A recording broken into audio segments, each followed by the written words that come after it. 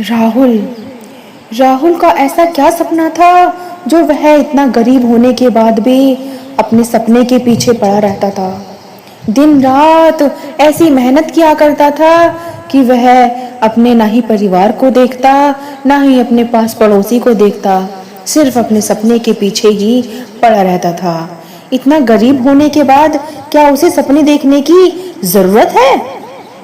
सपने तो सिर्फ अमीर लोगों के पूरे होते हैं। गरीब लोगों को सपने देखने की इजाजत नहीं होती है। जीवन में कभी हार न मानने की सीख देने वाली प्रेरक कहानी है। प्यार से कहिए संतोष जी, धन्यंकार जी।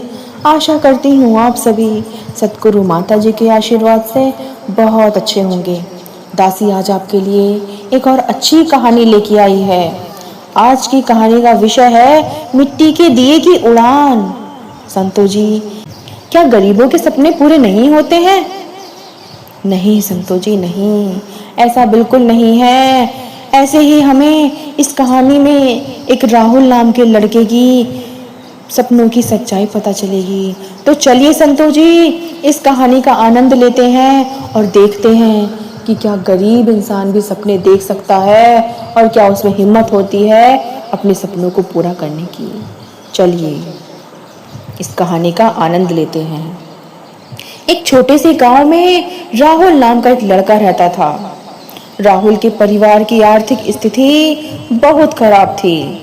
उसके पिता दिन भर खेतों में मजदूरी करते थे, जिससे सिर्फ 2 वक्त की रोटी का इंतजाम हो पाता था। लेकिन राहुल की आंखों में एक बहुत बड़ा सपना था। वह एक बड़ा वैज्ञानिक बनना चाहता था। गांव के लोग राहुल के इस सपने का मजाक उड़ाते थे। वे कहते थे कि जिसके पास किताबें खरीदने के लिए पैसे नहीं हैं, वह वैज्ञानिक बनने के ख्वाब कैसे देख सकता है। लेकिन राहुल ने इन बातों को कभी अपने दिल से नहीं लगाया। वह जानता था कि गरीबी केवल एक परिस्थिति है, लेकिन उसकी किस्मत का अंत नहीं। राहुल के पास नई किताबें खरीदने के पैसे नहीं थे, इसलिए वह स्कूल के बाद अमीर बच्चों के घर जाता और उनसे पुरानी किताबें मांग कर लाता। रात को जब पूरा गांव सो जाता, तब राहुल मिट्टी के एक छोटे दिए की माध्यम रोशनी में घंटों पढ़ाई करता। कई बार दिए का तेल खत्म हो जाता तो वह सड़क पर लगी एकमात्र स्ट्रीट लाइट के नीचे बैठकर पढ़ता था। संतोष जी, एक दिन ऐसा आया जब हाई स्कूल की परीक्षा में राहुल ने पूरे जिले में टॉप किया। उसकी इस सफलता को देखकर एक स्थानीय समाचार पत्र ने उसका इंटरव्यू छापा। राहुल की लगन और संघर्ष की कहानी पढ़कर शहर के एक बड़े कॉलेज के ट्रस्टी बहुत प्रभावित हुए। उन्होंने राहुल को आगे की पढ़ाई पढ़ने के लिए स्कॉलरशिप देने का फैसला किया। तुम्हें नंकार, जब बच्चा दिल और जान से मेहनत करता है तो ये मालिक उसके आगे के सारे रास्ते सफल करता चला जाता है, सारे रास्ते उसके लिए खोल देता है। इसी प्रकार से आगे शहर जाने के बाद राहुल के सामने कई नई चुनौतियां आईं। वहाँ के बच्चे उसका गांव जैसा पहनावा, अंग्रेजी न बोल पाने के कारण उसका मजाक उड़ाते थे। राहुल एक बार फिर से अकेला पड़ गया था, लेकिन उसने अपने लक्ष्य से ध्यान नहीं हटाया। उसने दिन रात मेहनत की और अपनी कमियों को सुधारा और कॉलेज की लाइब्रेरी में उपलब्ध हर वैज्ञानिक शोध की पत्र को पढ़ डाला।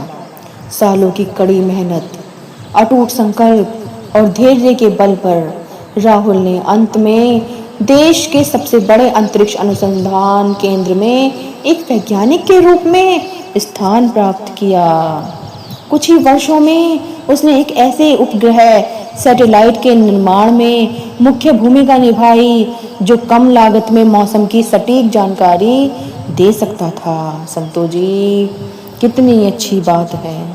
इस आविष्कार के लिए राहुल को राष्ट्रीय पुरस्कार से सम्मानित किया गया। जब राहुल पुरस्कार लेने मंच पर गया तो उसने अपने भाषण में कहा कि सपने इस बात पर निर्भर नहीं करते हैं कि आप कहां से हैं या आप कितने गरीब हैं, या आप कितने अमीर हैं, बल्कि इस बात पर निर्भर करता है कि आप कहाँ जाना चाहते हैं और आपके सपने में कितनी जिद और कितनी काबिलियत है।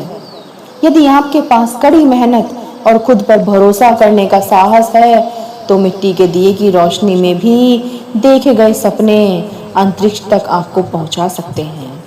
संतो जी, इस कहानी से हमें यही शिक्षा मिलती है कि किसी की जागीर नहीं होती है सपने देखना, और न ही यह पैसों की मोहताज होती है। यह तो हमारा दृढ़ इच्छा शक्ति, निरंतर प्रयास और खुद पर अटूट विश्वास रखकर दुनिया की किसी भी परिस्थिति को मात दी जा सकती है और अपने बड़े से बड़े सपनों को सोचकर, उसको समझकर सच किया जा सकता है। संतो जी, सच किया जा सकता है। यह कहानी आपको कैसी लगी दासी को कमेंट में ज़रूर बताएं और दासी के चैनल को लाइक शेयर सब्सक्राइब कीजिए। दासी आपके लिए और अच्छी साखी लेके आएगी और अच्छी कहानी लेके आएगी। प्यार से कहिए संतो जी, धन्यवाद जी।